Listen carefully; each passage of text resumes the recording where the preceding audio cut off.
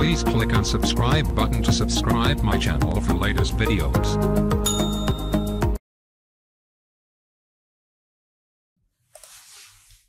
बिस्मिल्लाहिर्रहमानिर्रहीम। आज की क्लास में हम एडोब इलस्ट्रेटर सीसी 2021 स्टार्ट करेंगे। तो सबसे पहले जब हम एडोब इलस्ट्रेटर सीसी 2021 ओपन करते हैं तो आपके सामने एक स्क्रीन आती है। होम, क्रिएट न्यू और ओपन, ये तीन ऑप्शंस हैं। तो क्रिएट न्यू में हम एक नया पेज क्रिएट कर सकते हैं जिस पे हम काम करेंगे।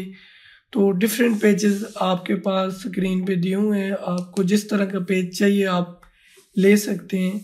तो सबसे पहले अगर हम देखें तो आपके पास रीसेंट, सेव, मोबाइल और इस तरह के ऑप्शंस हैं। तो अगर आपने मोबाइल के लिए कोई काम करने, आईफोन एक्स के लिए या कोई और मोबाइल, एप्पल वॉच है या सैमसंग है या जो भी है, तो उसकी जो रेजोल्यूशन है, सेटिंग है, हाइट विड्थ है, उसके अकॉर्डिंग आपने काम करना है।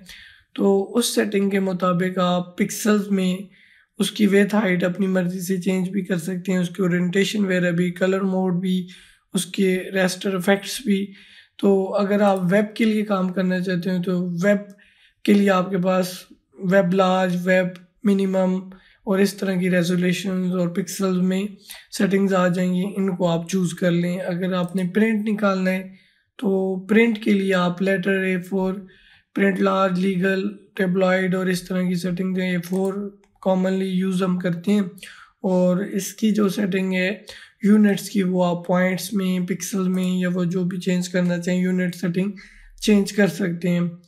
फिल्म एंड आर्ट वीडियो के लिए आप जो रेजोल्यूशन क्वालिटी उसकी लेंगे, 1080 लेते हैं या 720 लेते हैं, वो आपकी मर्ज़ी है। 4K, 8K, जो भी जिस रेजोल्यूशन में भी आप इसको लेना चाहें, उसके लिए कोई बैनर, थंबनेल या कुछ बनाना चाहते हैं।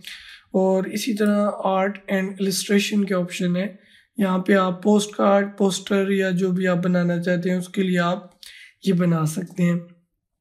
तो हम ऐसा करते हैं, हम फ़िलहाल प्रिंट के लिए अगर हम देखें तो हम A4 पेज ले लेते हैं और इसकी यूनिट्स की सेटिंग इंचेस में कर लेते हैं, तो वो ज़्यादा ठीक रहेगा। और इसको ये ओरिएंटेशन पोर्ट्रेट रखते हैं, इसको लैंडस्केप भी हम कर सकते हैं। तो पोर्ट्रेट या लैंडस्केप आपकी मर्ज़ी है। और एक आर्ट बोर्ड लें, 2 लें, 3, जितने भी आर्ट बोर्ड आप लेंगे उतने पेजेस आपके पास आ जाएंगे। और bleeding top, bottom, right, left से वो आप इंक्रीज़ कर सकते हैं, डिक्रीज़ भी कर सकते हैं।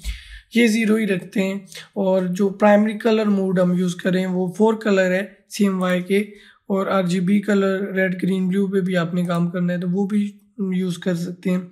तो इसी तरह मोर सेटिंग में और भी इसमें सेटिंग्स आ जाएंगी, वो चेंज करना चाहें हम कर सकते हैं। लेकिन हम इसको कैंसिल करते हैं, क्रिएट करते हैं एक नया पेज। हमने इस सेटिंग के मुताबिक क्रिएट कर लिया। अब आपके पास ऊपर टैब है, मेन्यू टैब है, फाइल, एडिट, ऑब्जेक्ट, और इनमें डिफरेंट टूल्स हैं जो हम डिटेल से स्टडी करेंगे। और इस तरफ डिफरेंट टूल्स हैं जिनकी मदद से हम काम करेंगे। तो उसके प्रॉपर्टी बार है, लेयर और लाइब्रेरी, ये डॉकर्स हैं जिनमें उनकी मज़ीद ऑप्शंस आपके पास आ जाती हैं। तो सबसे पहले हम स्टार्ट फाइल से लेंगे। तो फाइल मेन्यू से उसी तरह हम एक नया पेज ले सकते हैं। अभी इसको डिस्कस हमने कर लिया है। तो अभी अगर हम नेक्स्ट चाहें तो आपके पास नेक्स्ट ऑप्शन है न्यू फ्रॉम टेम्पलेट। तो न्यू फ्रॉम टेम्पलेट से अगर आप लेना चाहते हैं तो यहाँ पे क्लिक करने के बाद आप यहाँ पे ब्लैंक टेम्पलेट कुछ दिए हुए हैं। फॉर एग्जांपल आप बॉक्सेस, ब्रोशर या CD केसेस या इस तरह के डिफरेंट आपके पास ऑप्शंस हैं। तो मैं यहाँ पे अगर लेना चाहूँ तो बिजनेस कार्ड का टेम्पलेट ले लेता हूँ। न्यू करूँगा तो ये 4 तरह के बिजनेस कार्ड के टेम्पलेट विद ग्रिड लाइन आपको मिल जाएंगे। तो इन पे हम बिजनेस कार्ड डिज़ाइन कर सकते हैं। इसी तरह आपके पास न्यू टेम्पलेट में और भी ऑप्शंस हैं, जो भी आप चेंज करना चाहें चेंज कर सकते हैं। और इसी तरह ओपन रिसेंटली या ओपन है, ओपन तो ज़ाहिर बात है आपको फाइल सेव करेंगे उसको ओपन करेंगे। तो जो भी हम काम करेंगे उसको पहले हम सेव करेंगे फिर ओपन करेंगे। और रिसेंटली जो फाइल्स मैंने यहाँ पे ऑलरेडी ओपन की हुई थी वो अगेन मैं ओपन कर सकता हूँ। और इसी तरह ब्राउज इन ब्रिज है, एडोब ब्रिज अलग से एक प्रोग्राम होता है, उससे आपने कोई फाइल इंपोर्ट इधर लेके आनी है या ओपन करनी है, इसे एडोब ब्रिज में यहाँ से ही आप जंप करना चाहते हैं तो यहाँ से कर सकते हैं। अभी हमारे पास एडोब ब्रिज इंस्टॉल नहीं है, नहीं तो ये ऑप्शन हमारे पास अवेलेबल होती। क्लोज में जस्ट हम ये पेज क्लोज करेंगे और फिर अगेन न्यू पेज हमने लेना हो तो वही डिफ़ॉल्ट सेटिंग के मुताबिक हम ले सकते हैं। और इसी तरह हमने क्लोज जस्ट एक पेज क्लोज होता है और क्लोज ऑल में एक से ज़्यादा जितने भी पेजेस आपने खोले होंगे, फॉर एग्जांपल ये एक ही टैब है, एक और टैब अगेन ले लेते हैं, अब 2 टैब होगी तो क्लोज ऑल में सारे के सारे टैब क्लोज हो जाएंगे। तो इसी तरह आपके पास जो है इसमें नेक्स्ट ऑप्शंस हैं सेव, सेव एज और सेव अ कॉपी।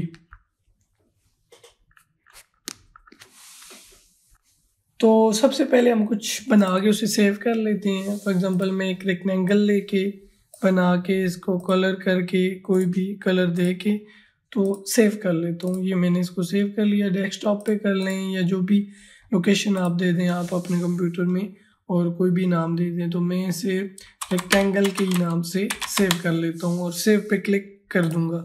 तो ये मैंने इसको सेव कर लिया है। तो अब सेव करने के बाद मैं इसको मिनिमाइज़ कर लूँ यहाँ पे, तो ये देखें ये यहाँ पे सेव है फाइल। तो दोबारा इस पर मैं जंप करता हूँ तो यहाँ से मैं इस फाइल को अब मैंने सेव किया हुआ है क्लोज भी कर दूँ। तो जब दोबारा मैं इसे ओपन करूँगा तो डेस्कटॉप पे मैंने जिस नाम से इसको सेव किया हुआ है उसी नाम से इसे अगेन मैं ओपन कर सकता हूँ। इसी तरह इसको सेव एज आपने करना है तो वो ऐसे है कि आप इसी में कोई चेंजेस करके नई फाइल बना लें। ये एज इट इज़ रहे, इसमें कोई चेंजेस ना हो, क्योंकि हमने जो चेंजेस किए हैं वो एक अलग से नई फाइल बनाना चाहते हैं। तो सेव एज करेंगे और इसका नाम भी हमें चेंज करना पड़ेगा और रेक्टेंगल 2 के नाम से सेव एज कर देंगे, ओके कर देंगे। तो अब हमारे पास दोनों फाइलें सेव हैं। एक तो वो पुराने वाली, अगर उसको हम ओपन करें तो जो पहले वाली थी वो एज इट इज़ है, इसमें कोई चेंजेस नहीं हुए। और जो हमने चेंजेस की थी वो नई फाइल बन गई रेक्टेंगल 2 के नाम से हमने इसको। तो ये डिफरेंस होता है सेव और सेव एज में।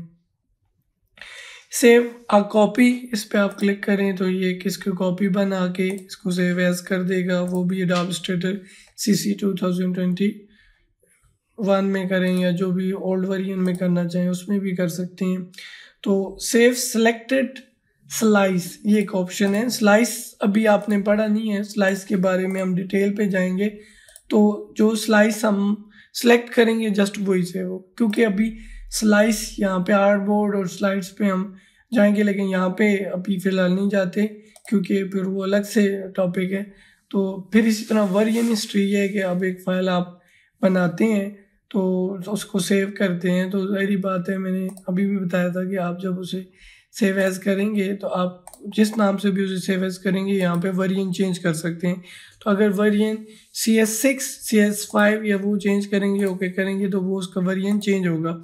तो वो वर्जन की हिस्ट्री वगैरह भी देखनी हो वैसे फाइल ओपन करके ये हम कर सकते हैं। ये तो इसको एज इट इज़ मैंने सेव कर दिया। तो इसे एज अ टेम्पलेट भी हम सेव कर सकते हैं, क्योंकि जैसे हम न्यू फ्रॉम टेम्पलेट से ले रहे थे तो इसे भी एज अ टेम्पलेट सेव कर लें, जैसे वो ब्लैंक टेम्पलेट में थी तो इसको हम रीयूज़ कर सकते हैं। लेकिन यहाँ पे आप इसको सेव नहीं करते टेम्पलेट ऑलरेडी, वैसे आप क्लिपबोर्ड या अपनी सेटिंग करते हैं तो वो कर लें तो वो अच्छी है। तो एक फ़ाइल जो ऑलरेडी सेव हुई होती है, फॉर एग्जांपल हम रेक्टेंगल 2 कॉपी उठा लेते हैं, इसमें अब मैं अगर कोई चेंजेस करता हूँ, बहुत सारा काम करता हूँ, नया काम, तो उसको मैं अगर रिवर्ट करूँगा तो वो जहाँ से मैंने वो फाइल खोली थी, ओपन की थी, उसमें जो चेंजेस मैंने स्टार्ट की वहाँ पे दोबारा रिवर्स हो जाएगा जब तक मैंने इसे सेव नहीं किया। लेकिन सेव करने के बाद रिवर्ट नहीं होगा। तो अंडू एक स्टेप बैक जाते हैं, रिवर्ट में ओवरऑल जहाँ से आपने उस फाइल को स्टार्ट किया था तो उधर ही आप दोबारा रिवर्ट हो जाएंगे। तो ये डिफरेंस होता है सेव रिवर्ट और अंडू में। अंडू रीडू हो सकता है लेकिन रिवर्ट रिवर्स होता है, वो रीडू नहीं हो सकता। इसी तरह हम इसे सर्च कर सकते हैं एडोब स्टॉक में, तो उसके लिए फिर हमें ज़ाहिर है उसका क्लाउड अकाउंट भी होना चाहिए, तो उससे भी हम कोई डेटा ला सकते हैं। तो ये यहाँ पे अभी वो सर्च करेगा, लेकिन हमारे पास ज़ाहिर है वो उसका अकाउंट भी नहीं है तो हम उस पर कुछ नहीं सर्च करते। हम फिर नेक्स्ट ऑप्शन है प्लेस की, इस पे जाते हैं। तो प्लेस में हम ने कोई इमेज, कोई PDF की फ़ाइल है या जो भी ओरिजिनली उसको ला सकते हैं, हम इधर एम्बेड कर सकते हैं, इसे लेके आए। अभी ये ओरिजिनल फाइल इसके साथ लिंक है, इसको यहाँ से हम एम्बेड कर सकते हैं, embed a copy of this original image. तो वैसे ये यहाँ पे लिंक्ड है, ठीक है। तो इसको आप प्लेस, हम उर्दू वगैरह भी आप टाइप करते हैं तो वो भी एम्बेड हो सकती है, इस तरह की चीज़ें हैं, तो वो हम ला सकते हैं। तो ये ऑप्शन है, इस पर डबल क्लिक कर दें तो वो लिंक हुई फाइल आपको वो सारे डिटेल बताएगी, लेकिन एम्बेड करने पे फिर यहाँ पे ही प्लेस हो जाती है और इसकी एक अपनी लेयर बनती है, वो हम बैक जा सकते हैं।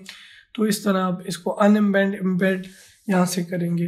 तो इसको भी डिलीट करते हैं। और इसी तरह आपके पास जो नेक्स्ट ऑप्शन है एक्सपोर्ट की है, तो एक्सपोर्ट फॉर स्क्रीन्स, अगर आपने स्क्रीन के लिए इसे एक्सपोर्ट करना है तो आपको यहाँ पे एक तो आर्टबोर्ड जो एक्सपोर्ट करना है वो भी हम चूज़ कर सकते हैं, और एसेट्स में जो हम बना रहे हैं और उसमें ऑल एसेट्स में वो सारे एसेट्स होंगे, और किस लोकेशन पे करना है, किस स्केल में करना है, किस फॉर्मेट में करना है, तो डिफरेंट यहाँ पे ऑप्शंस हैं, वो हम यूज़ करके इसी को एक्सपोर्ट कर सकते हैं। इसको मैं सिलेक्ट करके अगर एक्सपोर्ट फॉर स्क्रीन्स करूँ तो यहाँ पे फिर वो ऑप्शंस हैं, तो डेस्कटॉप पे इसको हम करेंगे। लेकिन ये है कि आपने एसेट एक्सपोर्ट पैनल में पहले जाना है, ठीक है।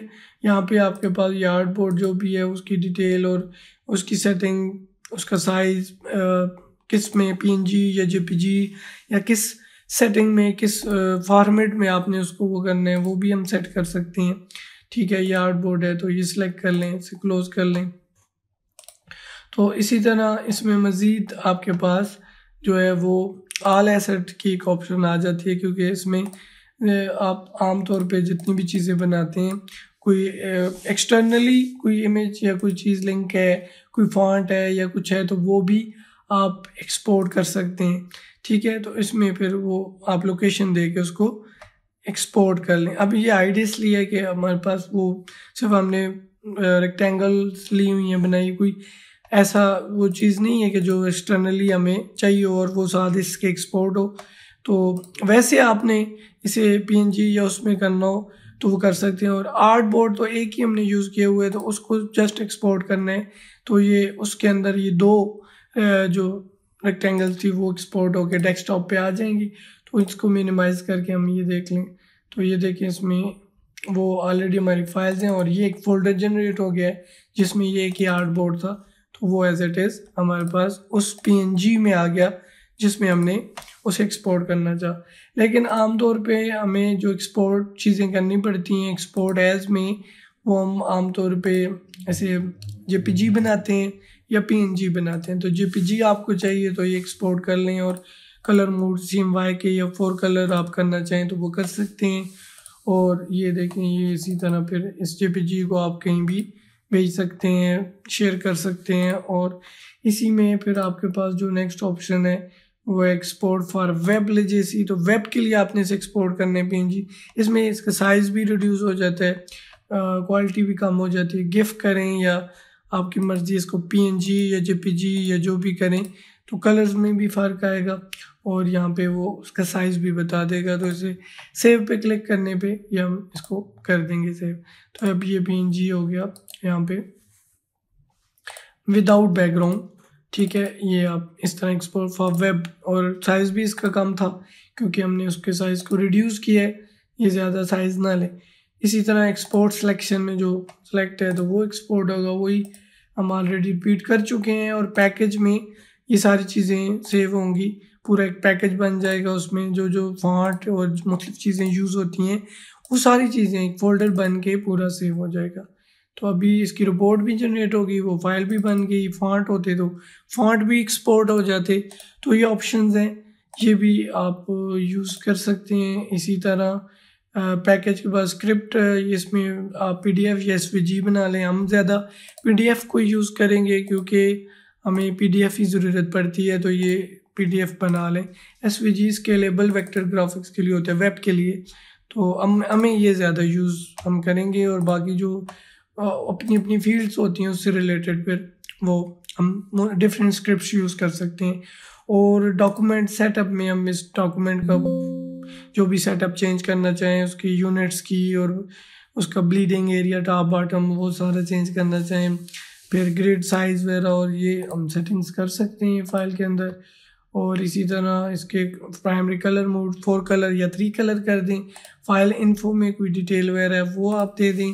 और इसी तरह फाइल इन्फो के बाद प्रिंट के ऑप्शन है, आपने इसका प्रिंट वगैरह देना है तो वो आप प्रिंट भी दे सकते हैं।